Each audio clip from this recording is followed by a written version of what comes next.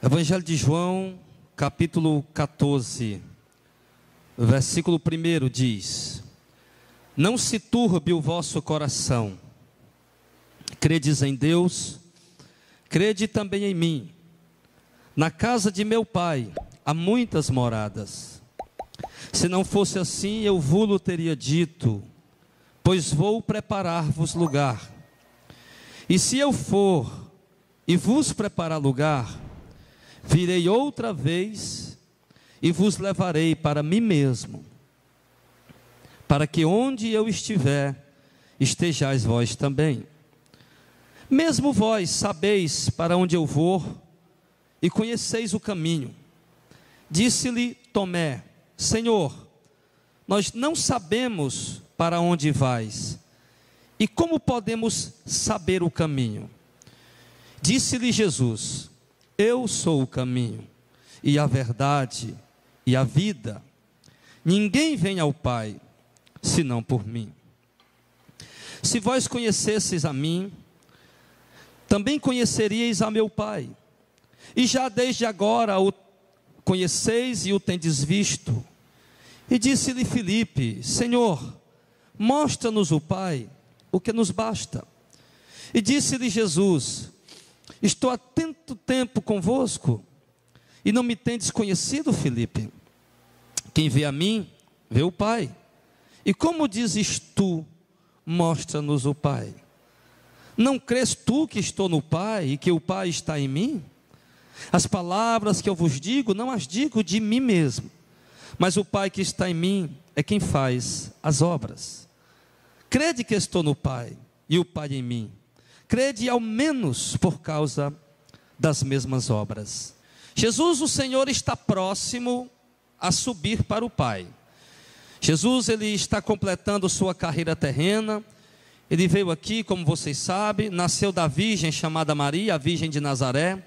Ela concebeu pelo Espírito Santo, ela não teve relação sexual nenhuma, tá? Ela concebeu pelo Espírito Santo. Depois dela dar à luz o primogênito, que era Jesus, então depois ela teve relação com seu marido José e teve outros filhos. A Bíblia chega até a falar o nome desses outros filhos. Se a memória não me falha agora, Marcos 3, né? Verso 5, verso 6, ele fala dos irmãos de Jesus. Eu vou até conferir direitinho depois esse capítulo, para poder trazer com mais exatidão, mas ele fala os nomes dos irmãos de Jesus, e diz que ele tinha também algumas outras irmãs, sem citar o nome. Dos irmãos, ele cita alguns nomes, certo? Então Jesus nasceu da virgem, cresceu, aos 30 anos de idade, foi batizado, e ao ser batizado, em Mateus 4, ele foi levado ao deserto, para ser tentado e preparado ali naquele momento. Quando ele volta do deserto, ele já começa a pregar ali na Galileia. Ele começa a pregar a palavra de Deus. João Batista é preso, né, e Jesus começa a anunciar a palavra. E ali Jesus, ele passa, de acordo com a teologia comum, ele passa 3 anos. Alguns chegam a dizer que Jesus passou 10, mas a teologia mais comum, os estudiosos mais comumente falam que foi 3 anos. Jesus começou com 30, foi batizado por João Batista lá no Rio Jordão, e aos 30 anos começou seu ministério, e terminou com 33 anos e meio por aí. Jesus teve 3 anos e meio de ministério terreno, pregando a palavra, anunciando o reino, falando do mundo vindouro, das mansões eternas, porque tudo isso, irmão, estava escondido, ninguém sabia disso. Paulo chega a dizer que isso era um mistério que estava oculto com Deus, desde que Deus criou o mundo. Desde que Deus criou o mundo. Quando Deus criou o mundo, Ele já criou a cidade celestial, Ele já criou as mansões eternas, já tinha tudo preparado, só que Ele não tinha revelado ainda. E Ele estava esperando chegar o momento dele, o momento certo, para revelar isso. E Jesus veio, que Ele é a palavra de Deus. A Bíblia diz que Jesus é a própria palavra de Deus. Ele veio e trouxe essa revelação. Ele revelou que a vida não se resume apenas aqui. Jesus deixou muito claro que, pelo contrário, após o homem partir desse mundo terreno, humano, físico, ele vai para um mundo celestial, para um mundo espiritual, onde ele vai habitar ali por um tempo, no lugar chamado paraíso, o servo de Deus, e esperar a ressurreição para depois receber a sua herança. E de fato, né, a nossa herança vai ser aqui na terra, como a Bíblia diz muito claramente. Mas como? tanto em 1 Pedro, capítulo 3, como em Apocalipse diz que Deus vai destruir esse céu e essa terra que nós conhecemos hoje. A lua, o sol e as estrelas vão deixar de existir, o mar não vai existir mais, está lá em Apocalipse 21, e a nova cidade de Jerusalém vai descer para cá, ela vai ser a capital do reino, a sede do reino. Isso é muito claro nas escrituras. E ali nós vamos reinar com o Senhor por primeiro momento por 1000 anos, né? Isso antes dele destruir a terra. Vamos reinar por 1000 anos. Depois, por toda a eternidade, no novo céu e na nova terra, muito diferente do que nós conhecemos aqui hoje. As construções não serão assim como nós vemos, a vegetação, tudo será diferente. Diferente ao ponto da palavra de Deus dizer que não haverá morte, não haverá violência, não haverá dor, não haverá sofrimento, não haverá doenças, enfermidade, nada disso. Nós vamos viver e reinar com Ele para todo sempre. Então Jesus veio revelar isso, veio mostrar isso, essa vida eterna gloriosa que Deus preparou para o homem.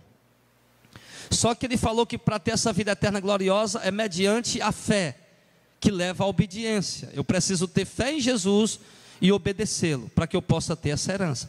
E isso tudo é dado de graça para nós, pela misericórdia de Deus. Não é algo que nós conquistamos, é algo que Deus nos dá gratuitamente. Ele quer dar, Ele é soberano, Ele é Senhor. Como Paulo diz, não é quem corre atrás querendo, é Deus que quer dar para quem Ele quer dar. Então, Jesus pregou e mostrou tudo isso. E agora, amados, Ele está próximo a partir, a voltar para o Pai. Ele falou isso algumas vezes, que estava próximo a voltar para o Pai. E agora Ele está se despedindo dos seus discípulos, especialmente os seus 12 apóstolos, que Ele estava preparando aqueles homens durante 3 anos, e eles nem entendiam o que Jesus estava fazendo com eles, mas Jesus estava preparando eles para continuar a obra que o próprio Senhor Jesus iniciou quando esteve aqui em nosso meio. Então Jesus está se despedindo dos seus apóstolos, dos seus discípulos, que são os seus seguidores, e o Senhor Jesus começa a dizer para eles, no primeiro versículo, que eles não devem ficar preocupados. Não se turbe o vosso coração, não se preocupem, não fiquem perturbados. Não deixe o coração de vocês ficarem com dúvida, ficarem perturbados, porque Ele diz, creiam em Deus e creiam também em mim. Aqui Jesus está se despedindo, vocês têm que crer em Deus, o Pai, e crer também em mim, nas palavras que eu tenho dito, naquilo que eu tenho ensinado, naquilo que eu tenho falado, porque Ele diz, na casa de meu Pai há muitas moradas, se não fosse assim, eu vos teria dito, pois vou preparar lugar. Então Jesus, você percebe o tom que Jesus está falando, Alicélio. Ele está falando que num tom de despedida e de consolo. Não, eu estou indo, mas estou indo com um propósito bom para vocês. Eu estou indo porque na casa do meu Pai tem muitas moradas. Se não tivesse, eu diria a vocês. Jesus está falando, eu diria a vocês, mas tem.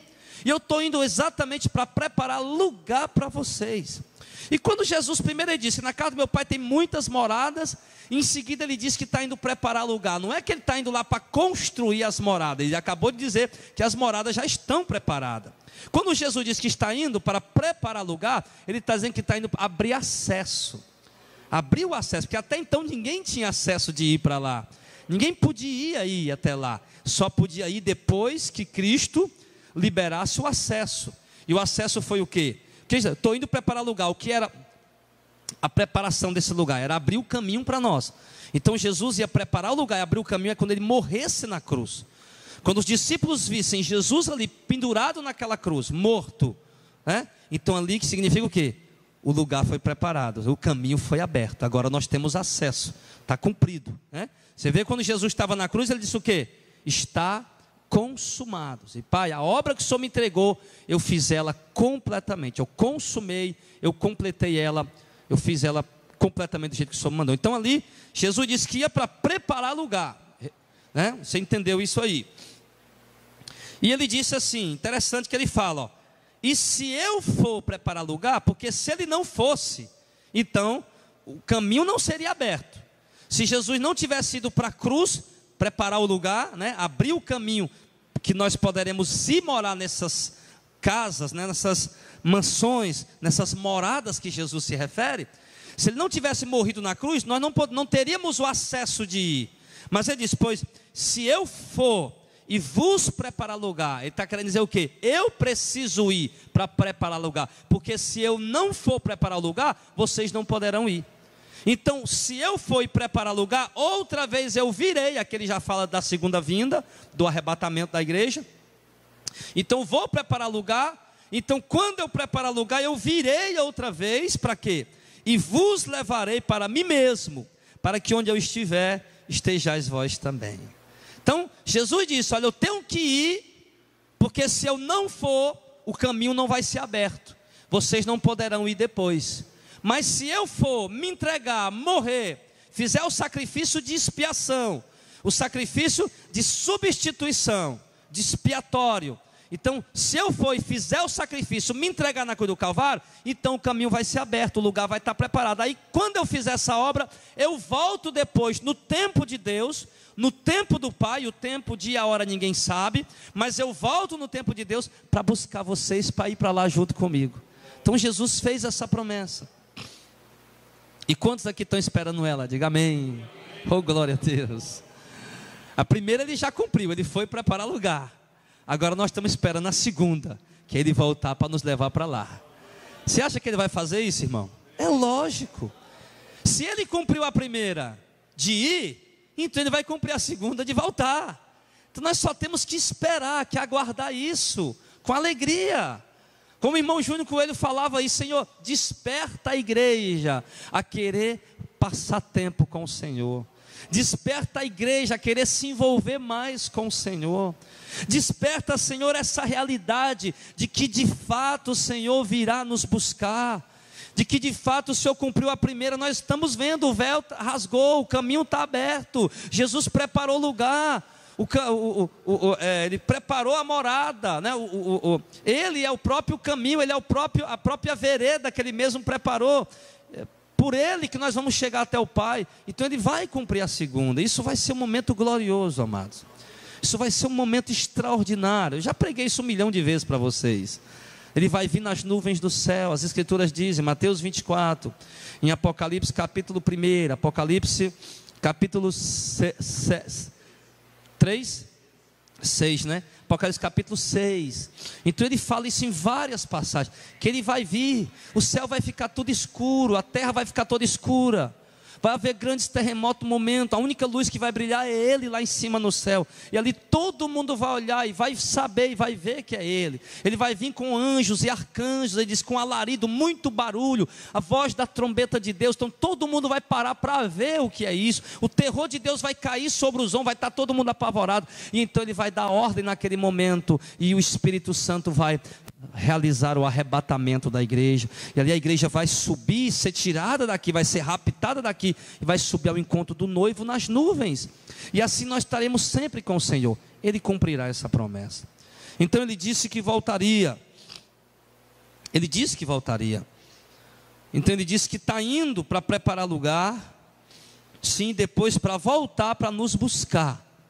Então nós só temos apenas que nos preparar, para que quando ele vier, nós estejamos preparados. Essa questão que ele diz aqui, mas eu vou preparar lugar e volto depois para levar vocês para onde estiver comigo. Pastor, e por que ele não veio no primeiro século, no segundo século, já que os crentes lá já estavam... Porque Deus tem um número de escolhidos. A Bíblia fala, em Hebreus, que há um número de gentios que precisam entrar. Há um número de escolhidos que precisam entrar. E esse número... Deus dividiu ele em várias gerações. Por isso Deus não veio no primeiro século, quando a igreja estava bem preparada. Por isso Deus não veio no segundo século, nem no quinto século, nem no oitavo. Por isso Jesus não veio ainda, porque Deus dividiu o número desses escolhidos em várias gerações. Então, quando se completar o número desses escolhidos, aí sim, aí ele virá buscar o seu povo, ele virá buscar a sua igreja. Mas interessante, irmão, que isso, porque ele vai vir buscar o povo dele, e um povo que está preparado. Você vê, ele foi preparar lugar e disse que vinha nos buscar de novo. Mas ele não vem buscar, irmão, alguém só porque é evangélico. Coloca isso na tua mente. A igreja evangélica está com esse engano dentro do coração. O povo acha, não, eu me tornei um evangélico, agora eu estou salvo. Não é assim a salvação. Para poder ser salvo tem que se converter, tem que nascer de novo. Jesus fala isso. Não é apenas uma mudança de religião que vai me dar minha salvação. É um novo nascimento. É a minha fé, a minha obediência a Cristo e o meu novo nascimento. Pastor, então sou eu que estou conquistando nada. Tudo isso é feito por Deus na nossa vida. A fé é Ele que dá, o novo nascimento é Ele que faz. Tudo é obra dEle, meu irmão. Então, é assim. Só que nós temos que estar preparados. Porque Mateus 25, na parábola das 10 virgens, mostra claramente que Jesus vem buscar um povo preparado. Ele fala que são 10 virgens, a igreja, mas a metade dela é insensata, é imprudente, e a outra metade é prudente, é sensata. E essa metade prudente e sensata é essa metade que vai subir, que vai estar preparada quando o Senhor vier. E a outra metade, que é imprudente e sensata, vai ficar. Mateus 25 é muito claro, e diz que essa metade que vai ficar, depois vai pedir para subir, vai pedir uma chance, vai pedir uma oportunidade, e ele vai dizer o quê? Eu não vos conheço. Está em Mateus 25, na parábola das 10 virgens. Ou seja, então Jesus não vai levar todos que estão na igreja dizendo que são igreja. Jesus vai levar todos que estão preparados. E que preparação é essa, pastor? Ele fala lá, é a lâmpada acesa e azeite dentro da lâmpada. Ou seja, é manter acesa em nós a presença do Espírito Santo. É manter acesa em nós a presença do Espírito Santo. Por isso Paulo diz, não entristeçais o Espírito Santo, não apagueis o Espírito Santo, porque ele é o selo de Deus para a nossa redenção.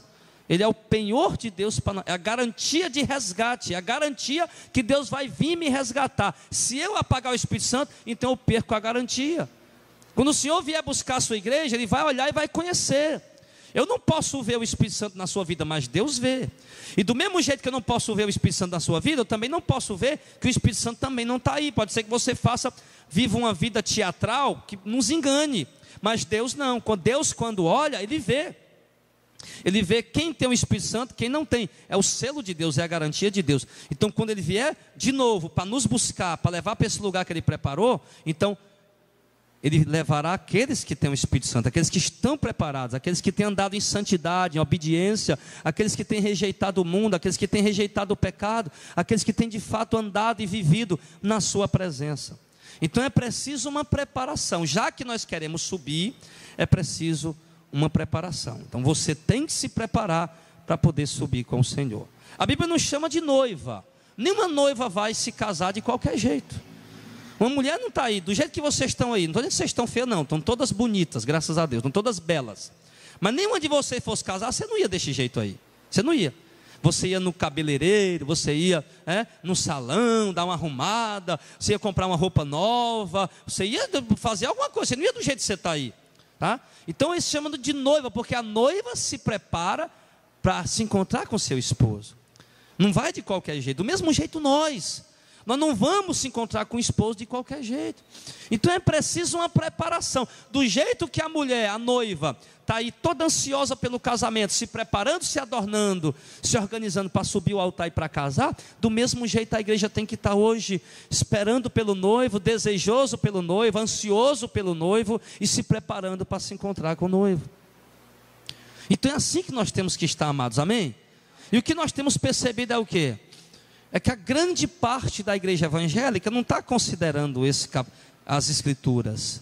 A grande parte da igreja evangélica não está entendendo isso, porque não estão se preparando. Não estão se preparando. Você já viu, transformaram a igreja em quê? Em show. Transformaram a obra de Deus num espetáculo. Transformaram os dons de Deus em mercadoria. Transformaram a obra de Deus numa fonte de lucro, né? Muitas mulheres não têm mais santidade, não têm mais pudor. Muitos homens não cuidam mais das suas esposas como deveriam cuidar. Muitas mulheres não amam mais seus maridos como deveriam amar. São mais obedientes e respeitosas a eles. Enfim, muitos filhos são rebeldes, obedientes aos pais. Então há uma despreparação muito grande. As pessoas estão despreparadas. Tem gente que achando que ser igreja é só ir ali um show, brincar ali um pouco, um cantor está ali gritando, pulando, jogando canhões de luz, e está todo mundo ali alegre. Isso não é ser igreja, meu irmão. Isso é longe, anda longe de ser igreja. Então nós temos que nos preparar, nós temos que ser diferente do mundo, não melhor, mas diferente. Você tem que ser diferente das pessoas que você trabalha junto, das pessoas que você anda, convive junto com elas no seu trabalho, familiar. Não é ser melhor, é ser diferente. É andar na conduta bíblica, no comportamento bíblico, escriturístico, que a palavra de Deus ensina. É viver esse comportamento, viver a palavra. Isso vai lhe tornar diferente e preparado para a vinda do Senhor. Então é preciso se preparar. E interessante, Jesus diz no verso 4, irmãos, ele diz assim, mas vós sabeis para onde eu vou, e conheceis o caminho. Jesus disse, Jesus já deu toda a dica. Ele tinha dito todas as vezes, eu vou para o Pai, eu vou voltar para o Pai. E ele diz, agora vocês sabem para onde eu vou e conhecem o caminho também. E naquele momento, irmão, com a pergunta de Tomé, Tomé pergunta, Senhor, nós não sabemos para onde o Senhor vai, como é que nós vamos saber o caminho? Ou seja, os discípulos ainda, apesar de andar 3 anos com Jesus, ainda não estavam entendendo. Jesus havia dito várias vezes, eu vim do Pai, depois voltarei para o Pai. Ele tinha dito isso várias vezes. Jesus já tinha falado isso várias vezes. Jesus já tinha mostrado para os discípulos dele, que se o povo cresce em Jesus, poderia ter acesso à vida eterna com o Pai. Se não cresce em Jesus, não teria acesso à vida eterna com o Pai. Que somente por meio da fé em Cristo, a obediência a Cristo, é que o homem poderia ter acesso à vida eterna com o Pai. Se o homem não tivesse a fé em Cristo, a obediência a Cristo, o homem não poderia ter a vida eterna com o Pai. Jesus já tinha deixado isso muito claro em muitas mensagens. Mas os discípulos dele nesse momento mostram aqui que não tinham entendido. Porque muitas vezes, irmãos, nós estamos dentro da igreja sem entender o que Jesus está falando. Nós temos ouvido a doutrina, temos ouvido a palavra, sabemos que Jesus tem falado, mas parece que não estamos entendendo o que Ele está ensinando. Não estamos entendendo o que Ele está querendo de nós, o que Ele está falando conosco. Então nós precisamos ser mais atenciosos àquilo que Deus nos ensina. Nós precisamos ser mais cautelosos com aquilo que Deus nos orienta na sua palavra. Os discípulos estavam ali, eu vou, Senhor, vocês sabem para onde eu vou, e vocês conhecem o caminho, mas Senhor, nós nem sabemos para onde o Senhor vai, como é que nós sabemos o caminho? Não era essa a resposta que Jesus esperava. Então, a resposta foi uma resposta de pessoas que estavam ali, mas ainda não estavam entendendo o plano de Deus, a obra de Cristo. Ainda não tinham entendido plenamente o que Jesus estava fazendo ali. Então Jesus vai e fala para ele, no verso de número 6, e disse assim, Tomé, eu sou o caminho.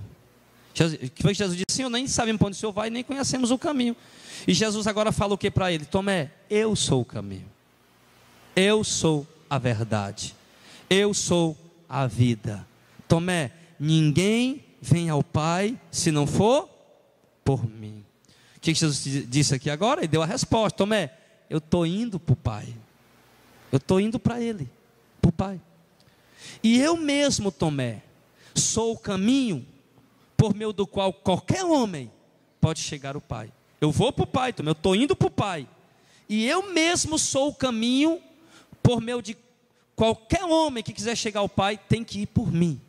Não pode ir pela lei, não pode ir por dogmas, não pode ir por tradições, tem que ir por mim. Por quê, Tomé? Eu sou a verdade, eu sou a vida, eu sou a verdade que Deus enviou para mostrar para o povo o caminho que leva até Ele. Eu sou a vida, Tomé. Quem está em mim, quem crê em mim, quem obedece minha palavra, tem a vida eterna. Quem não me obedece minha palavra, Tomé, não tem vida eterna. Eu sou a vida, Tomé. E Jesus está dando a resposta. Interessante, que resposta grandiosa, né, irmão? Que resposta grandiosa. Jesus disse, olha, eu sou o próprio caminho que leva o homem até o Pai. Se ninguém chega ao Pai se não for por meu intermédio. E para nós entendermos melhor isso, é preciso saber quem é Jesus. Claro, Jesus é o Filho de Deus, Jesus é o Rei dos Reis, Senhor dos Senhores, mas para explicar isso aqui, Jesus é a palavra de Deus, Jesus é o Verbo que se fez carne e habitou entre nós. Em Apocalipse, em João capítulo 1, ele diz, e o Verbo se fez carne e habitou entre nós. O apóstolo João, na sua primeira epístola, ele diz, nós vimos a palavra de Deus e tocamos nela, e a palavra estava no mundo. Lá em Apocalipse capítulo 19, Jesus aparece ali e João diz, quando viu ele ali sentado naquele cavalo, com um nome escrito na sua coxa, Rei dos Reis, Senhor dos Senhores, e o nome pelo qual ele se chama é a palavra de Deus, que Jesus é a própria palavra. Então quando Jesus diz, eu sou o caminho, a verdade e a vida, ninguém chega ao Pai senão por mim, Jesus está querendo dizer o quê? Que se Jesus é a palavra, Jesus é o verbo, é a palavra que Deus enviou para nos ensinar. Então, ou seja, para mim poder chegar até o Pai, o caminho é Jesus, ou seja, o caminho é a palavra. Se eu seguir a palavra, se eu seguir o que Jesus ensinou, a doutrina que Cristo ministrou, então eu estou andando no caminho, e esse caminho vai me levar até o Pai. Amém, igreja? Então essa é a resposta. Essa é a resposta de Jesus. Então Jesus disse a Tomé, eu sou o próprio caminho. Para onde eu estou indo, só pode ir por meu intermédio. Eu estou indo, ou seja, o que nós falamos aqui? Ele foi preparar lugar, não é que ele foi construir as mansões, elas já estavam construídas. Ele foi preparar o lugar, ou seja, o acesso do homem, o caminho. No momento que Cristo morresse naquela cruz e ressuscitasse ao terceiro dia, ele se tornaria o caminho, ele se tornaria a porta das ovelhas, a porta de acesso, o único meio por meio do qual o homem chega a Deus. Muitas pessoas têm querido chegar até o Pai por intermédio de Maria, não vão conseguir nunca, embora ela seja a mãe de Cristo, mas não pode. Muitas pessoas estão querendo ter acesso ao Pai por intermédio dos santos, São Pedro, São Paulo, São João, não pode, embora são homens santos, mas eles não podem nos dar acesso ao Pai, inclusive nenhum deles está vendo o que está acontecendo aqui.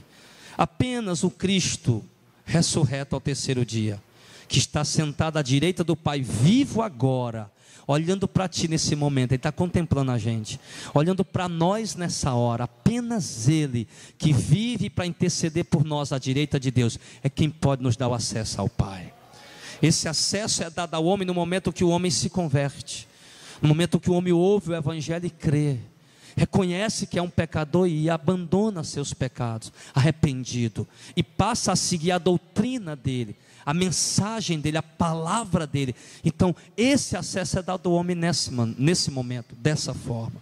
Só terá o acesso a entrar no lugar, nas mansões eternas, nas moradas eternas que já estavam preparadas. Só terá acesso a entrar lá aquele que crê em Jesus, aquele que obedecer a Jesus, aquele que seguir os seus ensinamentos. Porque muitos têm crido em Jesus, mas não têm obedecido os seus ensinamentos. Eu não duvido, irmãos, eu não julgo, eu tenho certeza que os espíritas creem em Jesus, eu não tenho dúvida disso. Eu não tenho dúvida que os católicos creem em Jesus, isso não me deixa dúvida. Eu não tenho dúvida que os evangélicos creem em Jesus, não tenho dúvida quanto a isso. Mas a questão é, não apenas o crer, o que está faltando é a obediência aos ensinamentos de Jesus Cristo. É isso que está faltando, tanto nos espíritas, quanto nos católicos, como nos evangélicos. Se eles não obedecerem a Jesus, não poderão se salvar apenas acreditando que Ele existe. Vocês lembram o que o apóstolo Pedro diz? Crês tu que há um só Deus? Faz bem, porque até os demônios creem e estremecem. O próprio demônio sabia quem era Jesus. Que temos nós contigo, Jesus, Filho de Deus. Eles sabiam, eles criam. Porém, a obediência, essa fé em Jesus, tem que nos levar à obediência. Se a minha fé em Cristo não tem me levado a obedecer, não terá acesso para mim entrar na presença de Deus para a salvação. Amém? Ele deixou claro, Ele é o caminho, Ele é a verdade que o homem tem que seguir. Não há outras verdades a não ser essa. A única verdade para a salvação é Cristo. Quando Jesus disse diante de Pilatos, Pilatos perguntou: tu és rei? A resposta de Jesus é: eu para isso nasci, e para isso vim ao mundo, para dar testemunho da verdade. E Pilatos perguntou: o que é a verdade?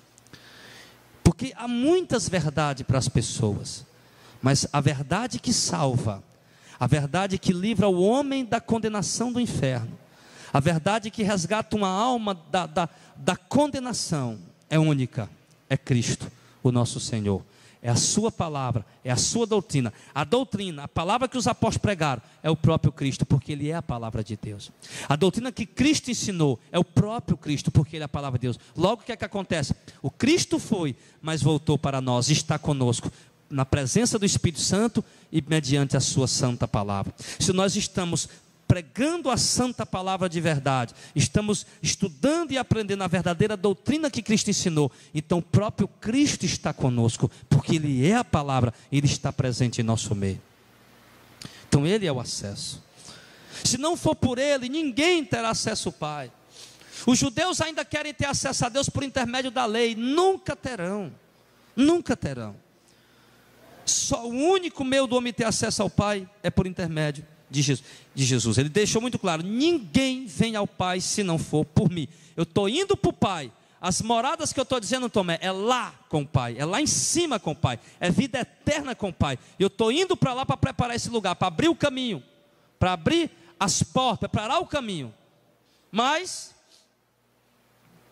eu sou o caminho, eu sou esse caminho. Então Jesus deixou muito claro isso. Então, amados, e ali, quando Jesus fala isso, que Ele é o caminho, e que Ele vai para o Pai, e que ninguém pode chegar ao Pai até Ele, aí chega já Tomé. Primeiro que fez a pergunta aqui foi,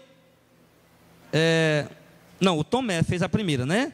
Agora chega Filipe. Aliás, não, está no verso 7 ainda, perdão.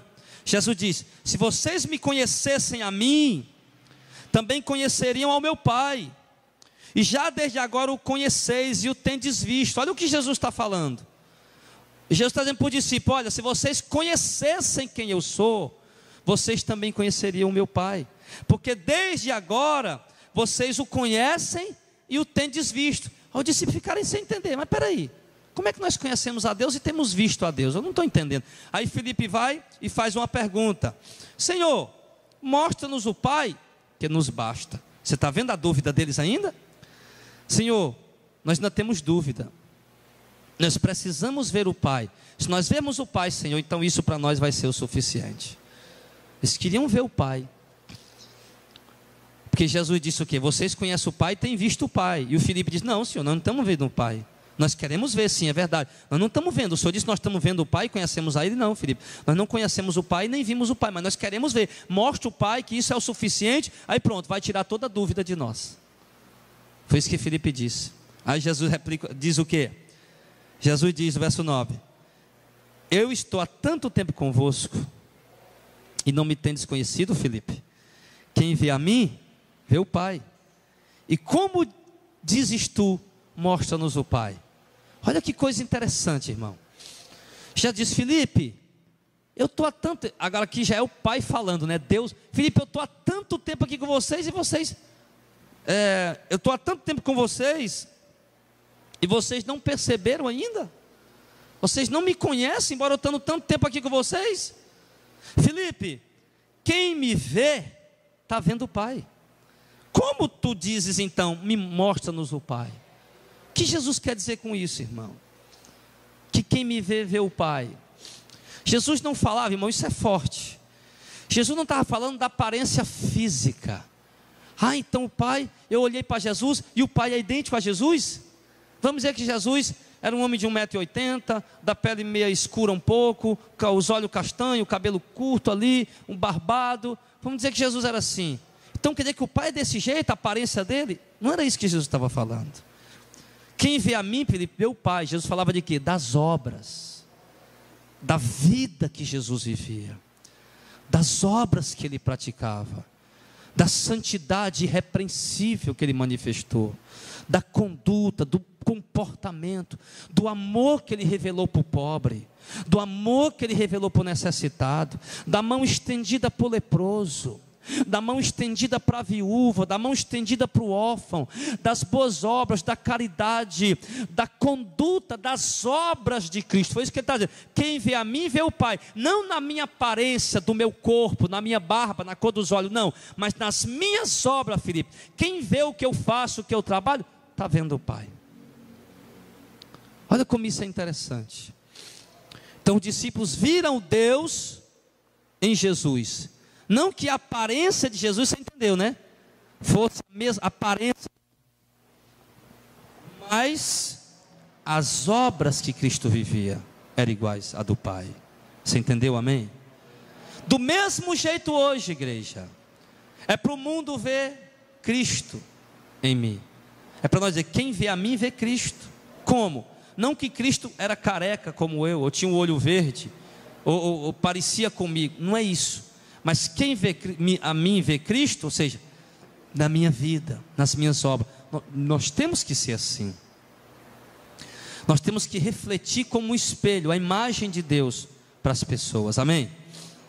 O apóstolo em Colossenses, o apóstolo Paulo chega a dizer que Cristo é a imagem, a própria pessoa de Deus.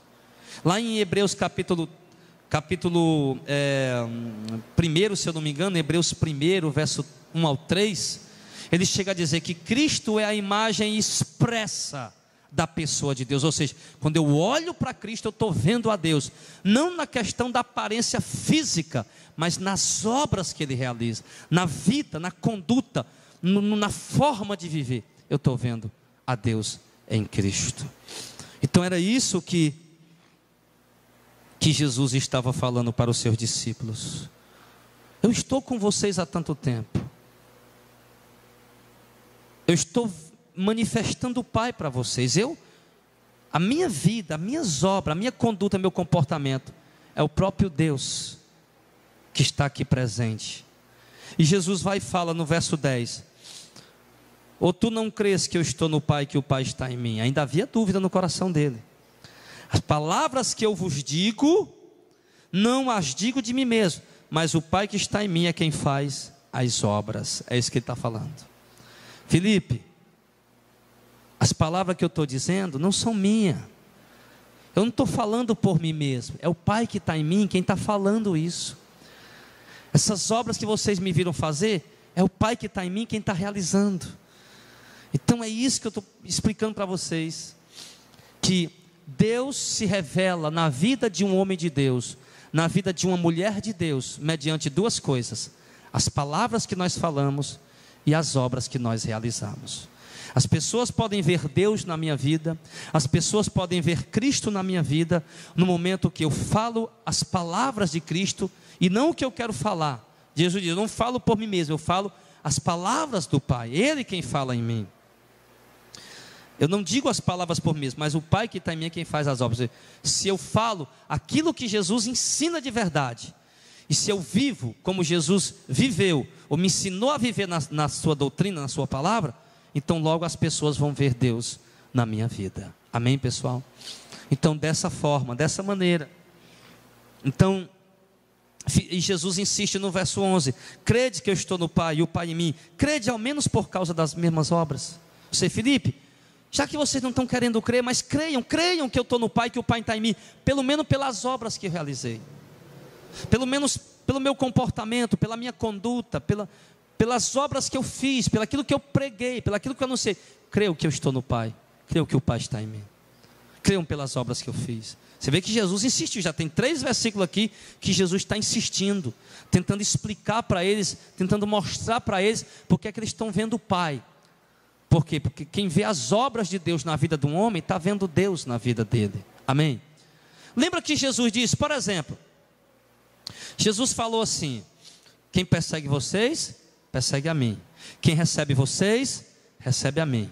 E quem recebe quem recebe você, recebe a mim. E quem me recebe a mim, está recebendo o Pai. Ou seja, se um homem ou uma mulher, de fato, um verdadeiro homem de Deus, uma mulher de Deus, qualquer pessoa que receber essa pessoa na casa dele, está recebendo o próprio Cristo e o próprio Deus. Por quê?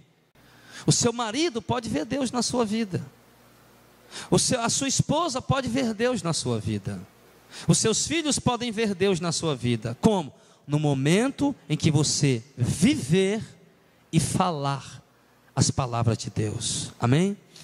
O mundo só pode conhecer o Deus invisível se ele se manifestar por meio da sua igreja. As pessoas só poderão conhecer a Deus se nós que somos a igreja tornarmos Deus conhecido para eles através das nossas palavras e através das nossas vidas. Amém, pessoal? Se nós vivermos a palavra de Deus e pregarmos a palavra de Deus, então o mundo vai conhecer a Deus. Mas do jeito que a igreja está aí, meu irmão, nessa apostasia, nessas heresias, nesse desvio doutrinário. Por exemplo, teve um pastor lá no interior que foi fazer um impacto missionário. Olha só isso.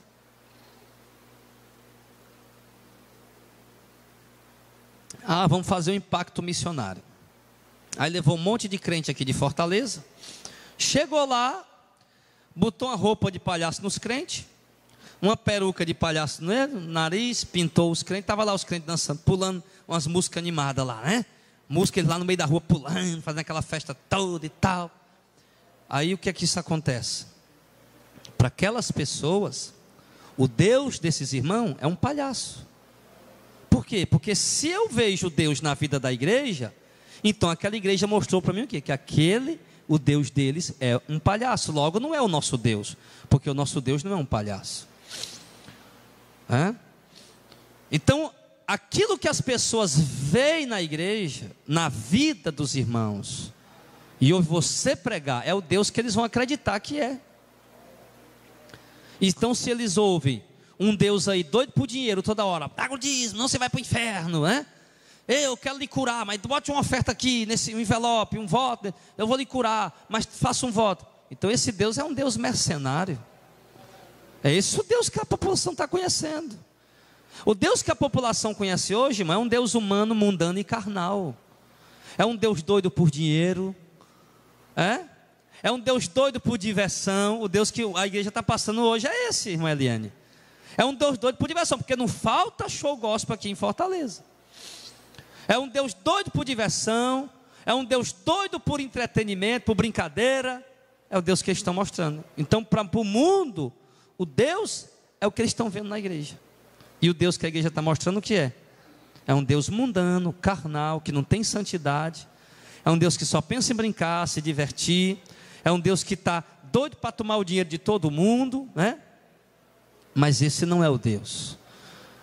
Igreja, nós precisamos, com a nossa vida e com as nossas palavras, manifestar o verdadeiro Deus para essa nação. Amém?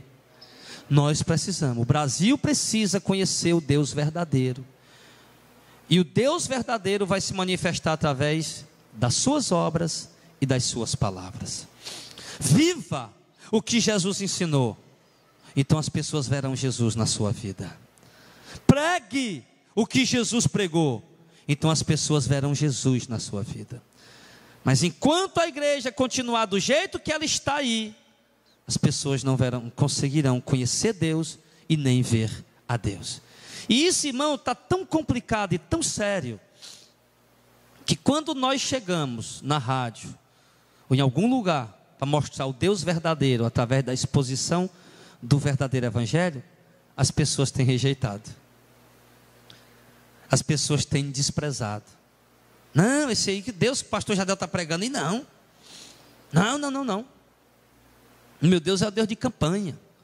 Meu Deus é o Deus de vitória, o Deus de conquista, o Deus da prosperidade, que vai mudar a minha vida, multiplicar os meus bens. É só nisso que as pessoas pensam em Deus. Somente com essa visão.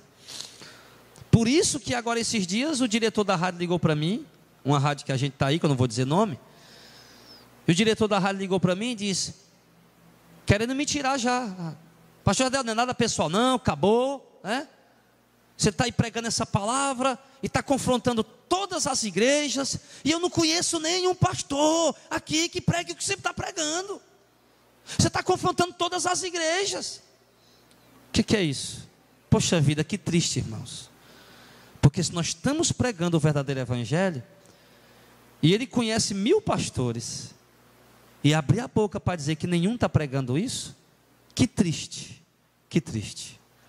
Porque o pastor, Deus que eles conhecem, que se revela no pastor que eles conhecem, campanha, prosperidade, conquista, riqueza, vitória, envelopes, dízimos. E quando eles ouvem o verdadeiro evangelho sendo exposto, eles não reconhecem esse Deus como sendo Deus verdadeiro. Então só para você ver como está complicada a situação. Mas se todos nós juntos e vocês que estão me ouvindo na internet também, tá? Todos nós juntos, começarmos a viver e a pregar verdadeira mensagem que Cristo pregou, a genuína, autêntica, então as pessoas vão começar a perceber uma coisa, as pessoas vão começar a perceber algo diferente, e aí elas vão olhar para a Bíblia e vão dizer: espera aí, essa igreja está vivendo diferente, é estranho, mas é diferente, deixa eu olhar para a Bíblia, que eles estão pregando e vivendo. Opa, espera aí, é estranho, mas é realmente o que Jesus pregou, é estranho, mas é realmente o que Jesus viveu. Logo, as pessoas passarão a conhecer a Deus por intermédio de cada um de nós, amém? Logo, Deus se manifestará e se revelará mediante nós todos juntos, trabalhando em prol disso, amém, igreja? Então, amados, para a glória de Deus. Então, amados, lembre disso, lembre, Cristo foi preparar lugar, Ele voltará para nos buscar, uma igreja preparada. Mas a igreja não está entendendo, como Tomé não estava entendendo, como Filipe não estava entendendo, muitos ainda não estão entendendo. Ele é o caminho, amado. Não é uma placa denominacional, não é a missão de fé, não é a batista, não é a presbiteriana, não é a congregacional, não é a assembleia, é Cristo, é Jesus. Se essas igrejas não estão pregando a verdade, então nenhuma delas é o caminho e nem está no caminho. Porém, dentre todas elas, quem estiver pregando a verdadeira mensagem de Cristo, está mostrando o caminho para as pessoas. Agora, o mundo precisa conhecer a Deus, e Deus se manifesta mediante as nossas obras e as nossas palavras. Que nós possamos nos preparar para a vinda do Senhor, e que nós possamos viver ao ponto das pessoas de fato verem Deus em nós.